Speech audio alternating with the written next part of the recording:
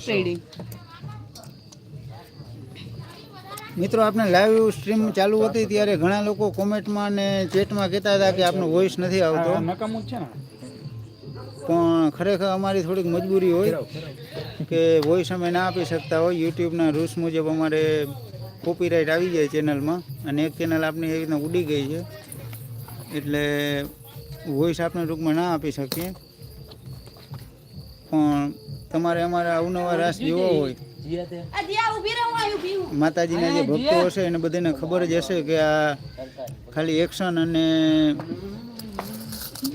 જે કપડાં પહેરીને બાળાઓ રમતી હોય ત્યાં જ એને ખ્યાલ આવી જતો હોય કે આ કયા માતાજીનો રાસ આવી રહ્યો છે.